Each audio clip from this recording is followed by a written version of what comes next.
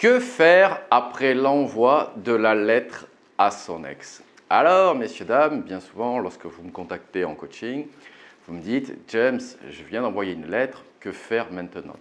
Alors, j'ai envie de vous dire, la première erreur, c'est peut-être d'avoir fait une lettre. Je sais bien que vous trouvez ça chevaleresque, je sais bien que vous trouvez ça mignon, je sais bien que vous avez envie de parler à votre ex et comme votre ex refuse la communication, vous utilisez la lettre manuscrite.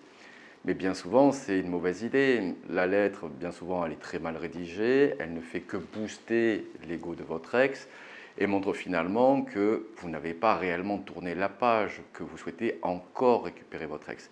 Et dans le cas d'une reconquête amoureuse, c'est bien souvent une idée.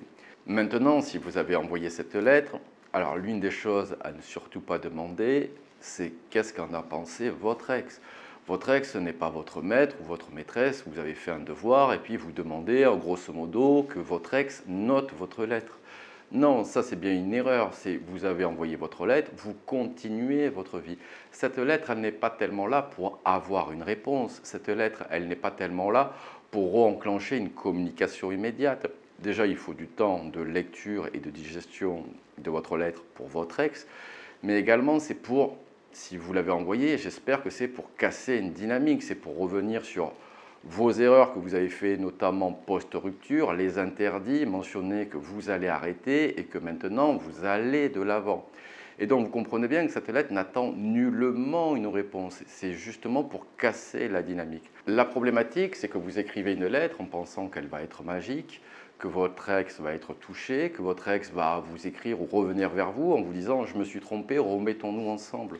Non, ça n'arrivera pas cet état de fait-là. Il faut bien que vous compreniez que votre ex également, dans une non-réponse potentielle, peut vous tester. Et c'est là que si vous revenez vers votre ex, encore en étant insistant, encore en étant en demande, vous comprenez bien que ce qui est écrit dans votre lettre n'est pas crédible.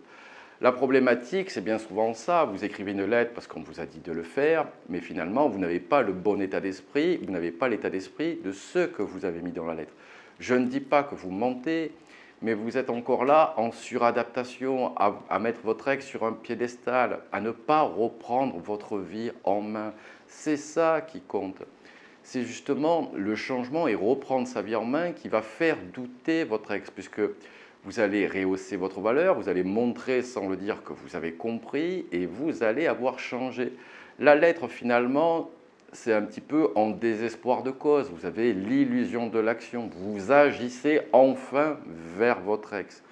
Mais malheureusement, toute l'énergie que vous mettez dans vos lettres, dans essayer de créer de la complicité avec votre ex, vous devez la mettre sur vous, sur le rehaussement de votre valeur, la compréhension des causes de la rupture, ne pas refaire les mêmes erreurs. Comprendre également que dans une dynamique, une interaction sociale, il ne sert à rien de se mettre en demande vis-à-vis de votre ex, puisque ça ne fera que repousser votre ex, puisque vous montrez que vous étiez heureux dans la précédente relation. C'est ça que vous devez comprendre. Votre ex est parti parce que lui ou elle n'était pas heureux dans cette relation. Alors, en courant derrière cette personne, vous montrez consciemment ou inconsciemment que vous ne voulez qu'une seule chose, c'est revenir en arrière dans l'ancienne relation. Et ça, votre ex ne le veut pas. Et enfin, vous dire que bien souvent, vous confondez compréhension et changement. Quand vous avez regardé des vidéos ou lorsque vous avez pris des formations ou un coaching, vous avez compris des choses, mais le changement met du temps à se mettre en place. Je prends souvent l'exemple, si je vous dis comment jouer de la guitare ou comment on conduit, ça n'a pas l'air très compliqué sur le papier, mais c'est en le faisant, c'est en montrant un changement, en passant à l'action. Et là, dans ce cadre, c'est pour vous et non pas en courant derrière votre ex ou en pensant que la lettre magique va faire revenir son ex.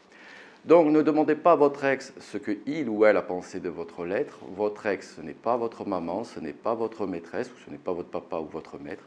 En tout cas, une chose est sûre, c'est toute l'énergie que vous allez mettre dans votre changement qui fera que vous allez avoir une opportunité de récupérer votre ex. Allez, messieurs, dames, je vous quitte là-dessus. Si vous avez besoin, n'hésitez pas à prendre une séance coaching, le lien est dans la description. Abonnez-vous à ma chaîne pour recevoir toutes mes vidéos. Et je vous dis à très bientôt avec James D.